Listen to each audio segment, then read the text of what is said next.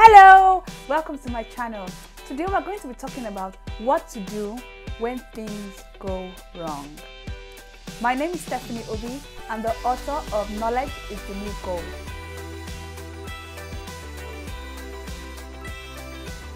But you know, sometimes things go wrong. You would have planned,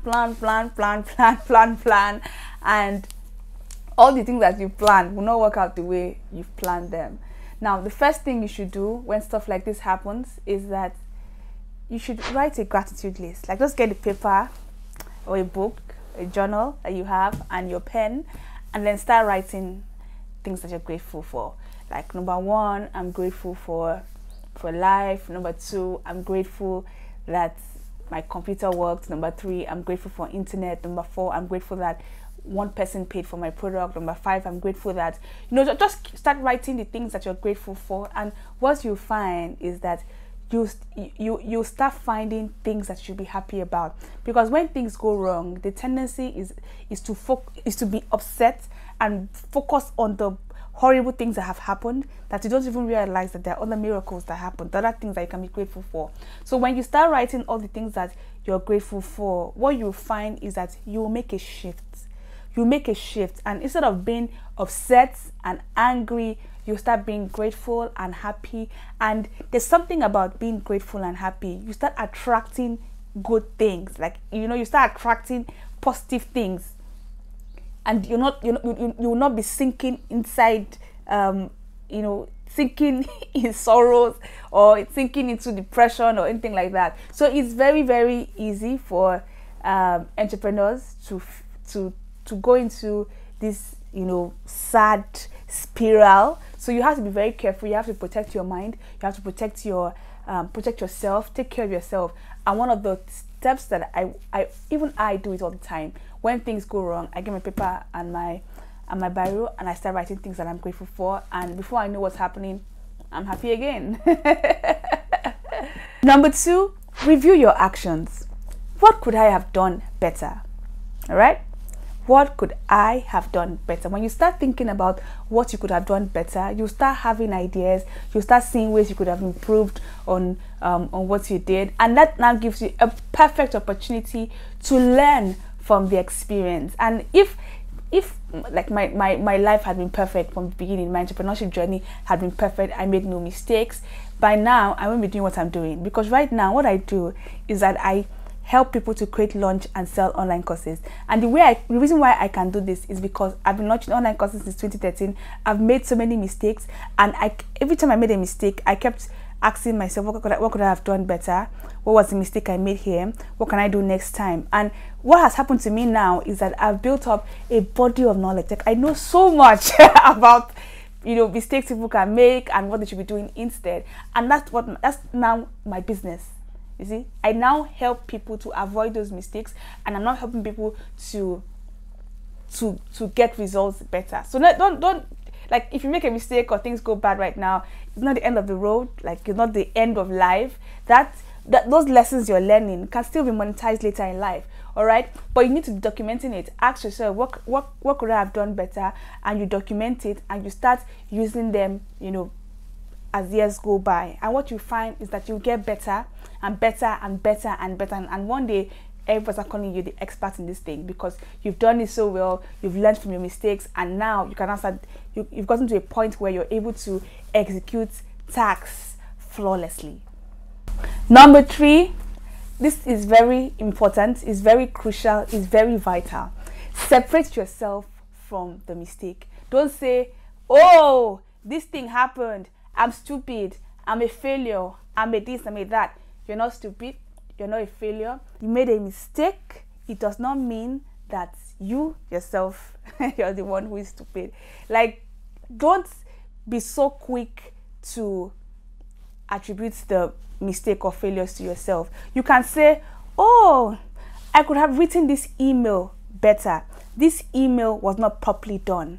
You can say this email was not well written. So talk about the thing that you made a mistake. Don't say it's me that is stupid. You can say, oh, this email was not you can say this email was stupid. The email can be stupid. You are not stupid. This is what I'm saying.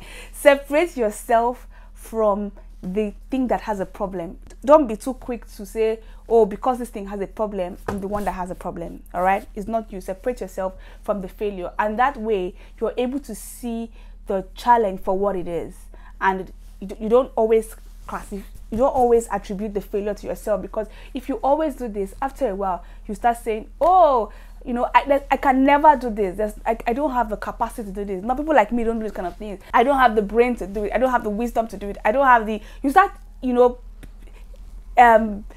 generalizing and talking about how you can't do other bigger things because you made one mistake.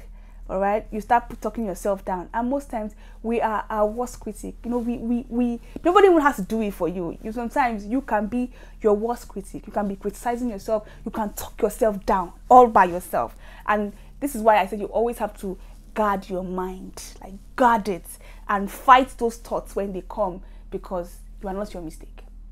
Number 4, I'm sure you can guess what it is already. If you listen to me for a while, you may have guessed, because I always say this all the time.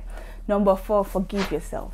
Forgive yourself. Stop beating yourself up. Stop, stop going over it over and over in your mind and talking about how you could have done a better job. Like, forgive yourself and move on. If you keep holding on to stuff that's in the past, you can't move forward. All right. At some point, you literally have to say, you know what, I forgive myself. And sometimes I encourage people to say it out loud. I forgive myself. And sometimes when people are saying this thing, they can even start crying because they've held themselves back for so long, and they've stopped themselves from doing so much because they are upset with themselves. And this is so frustrating, because when you don't forgive yourself, like, you are the one doing yourself. Do you see? You're the one doing yourself.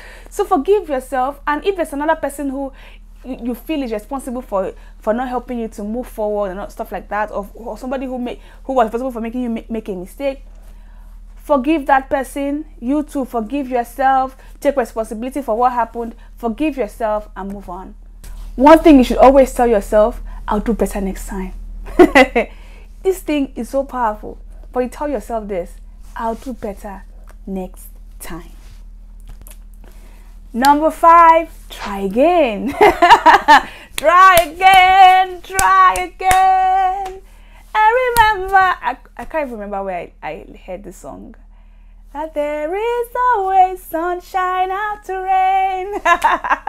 But it's true, there's always sunshine after rain. So no matter how bad things have been, try again. But this time, when you're trying again, get counsel, do things better. They always say that if you're trying to do the same thing over and over again, you're doing it the same way and expecting a different result, that's just insanity.